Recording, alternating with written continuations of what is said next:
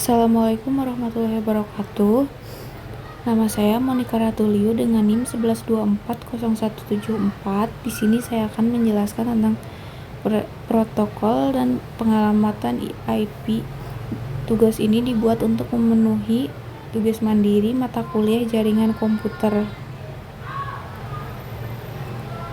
Bagian 1. Protokol utama jaringan. Penjelasan fundamental mengenai 5 protokol penting yang mengatur alur data, pertukaran surat elektronik, pengalamatan lokal, dan transfer berkas. Protokol ICMP dan ARP. ICMP atau Control Message Internet Control Message Protocol bertugas mengirimkan pesan kesalahan dan informasi kondisi jaringan operasional. Berfungsi penting untuk mendiagnosis kesehatan sistem koneksi tanpa ikut memindahkan muatan data pengguna secara langsung. ARP atau disebut dengan Address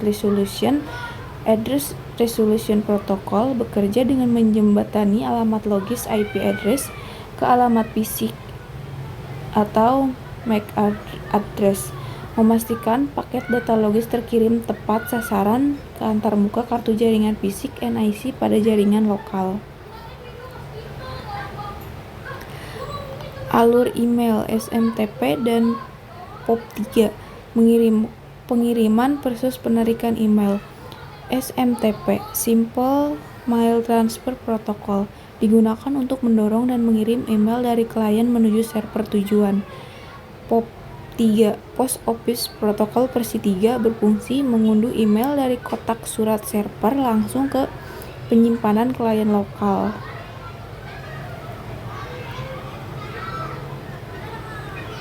FTP atau File Transfer. Keandalan berbagi data. File Transfer Protocol FTP merupakan standar tangguh untuk mengirim, mengunggah, dan mengunduh berkas berukuran besar. Berjalan di atas arsitektur klien server dengan menggunakan 2 saluran port terpisah agar komunikasi data dan kontrol perintah berjalan efektif. Bagian 2. IP versi 4 dan IP versi 6. Analisis komparatif komprehensif mengenai keterbatasan era lama serta lompatan arsitektur modern demi mencukupi kebutuhan koneksi masa kini. Keterbatasan ruang IP versi 4. Batas maksimal alokasi IP-nya adalah 4.3 M. Masalah kehabisan alamat. IP versi 4 mengandalkan arsitektur pengalamatan 32 byte yang membatasi kapasitas host dunia hanya pada kisaran kurang dari 4,3 miliar alamat unik. Pertumbuhan masif smartphone, laptop, dan perangkat IoT modern saat ini terpaksa kita beralih karena cadangan alamat IP versi 4 global telah habis sepenuhnya. Solusi dan keunggulan IP versi 6. Kapasitas hampir tanpa batas. Menerapkan pengalamatan 128 bit yang sanggup menampung hingga 3.438 alamat unik. Skala masif ini memungkinkan seluruh perangkat di bumi terhubung langsung secara ujung ke ujung tanpa bantuan konversi NAT. Keamanan dan efisiensi tinggi, dilengkapi dengan enskripsi keamanan IPsec bawaan yang bersifat wajib atau built-in, mendukung SEALC melakukan konfigurasi mandiri alamat IP secara otomatis demi efisiensi tinggi tanpa ketergantungan penuh pada server DHCP. Di sini ada tabel perbandingan teknis, ada parameternya tuh terdiri dari ukuran alamat, kebutuhan NAT, IPsec atau keamanan, dan konfigurasi. Sedangkan IP versionnya IP version 4 32 bit, contohnya ada 192 dan seterusnya.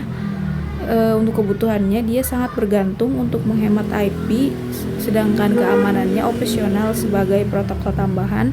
Konfigurasinya manual atau server DHCP. Sedangkan IP version 6 dia ada di 128 bit, contohnya 2001 dan seterusnya.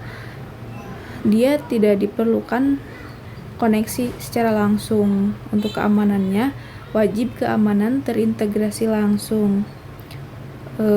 Konfigurasinya otomatis, mandiri, SLAAC atau DHCP versi 6.